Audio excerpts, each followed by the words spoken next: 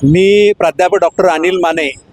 आज आम्ही या ठिकाणी महाराष्ट्र बहुजन आघाडीच्या वतीनं माननीय सोनम वांगचुक यांच्या उपोषणाला पाठिंबा देण्यासाठी हे एक दिवसीय उपोषण आयोजित केलं होतं।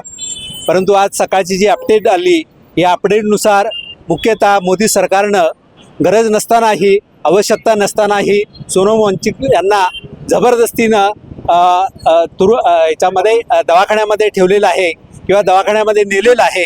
त्याचबरोबर तिथल्या विद्यार्थी आंदोलकांना हुसकावून लावलेलं आहे। ही एक प्रकारे लोकशाहीची हत्या आहे आणि ते न्यायमार्गानं शांततापूर्ण लोकशाही मार्गाने आंदोलन करत होते।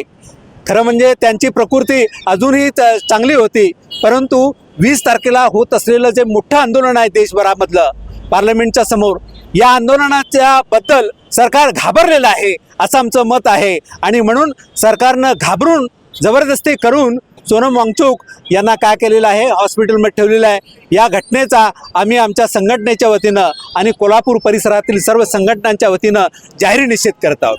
त्यांच्यावर आरोप होतोय की देशद्रोहाचा आरोप त्यांच्यावर होतोय। कालपासूनच्या प्रवक्त्यांनी किंवा शासन प्रवक्त्यांनी असं सांगितले की सोनम वांगचुक हे देशद्रोह आहे, असं त्यांच्यावर आरोप केला जातोय।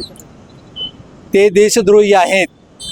खरं म्हणजे भाजपवाले सगळ्यांच्यावरतीच असा आरोप करतात, विद्यार्थ्यांच्यावरती करतात, सगळ्यांच्यावरती करतात। ही गोष्ट बरोबर नाही। ज्या माणसाला रमन मॅगसेसेचे पुरस्कार मिळालेला आहे, ज्यानं फार मोठं शिक्षण आणि पर्यावरणामध्ये मोठं लढाक आणि पूर्णपणे उत्तर भारतामध्ये काम केलेलं आहे, पूर्णपणे राष्ट्रवादी आणि देशावरती भक्ती असलेला, ज्याच्यासमोर गांधींचा आदर्श आहे, अशी ती व्यक्ती आहे, ती देशद्रोही कशी असू शकते, हा आमच्या समोरचा प्रश्न आहे। 2 दिवस झाले डॉक्टरांनी त्यांच्यावर चेकअप करण्यात आलेलं आहे।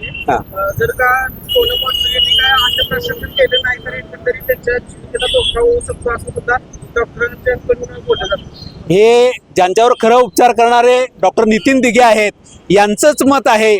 आज सकाळीच मी बघितलं, यांचं मत आहे की त्यांची तब्येत चांगली होती, 20 तारखेला ते चालत जाऊ शकले असते अशी त्यांची तब्येत होती। परंतु सरकारच्या डॉक्टरने हे काहीतरी उठवलेलं आम्हाला दिसतंय आणि म्हणून ही जबरदस्ती जी आहे, ही जबरदस्ती बरोबर नाही आणि म्हणून आम्ही सरकारचा निषेध करत आहोत।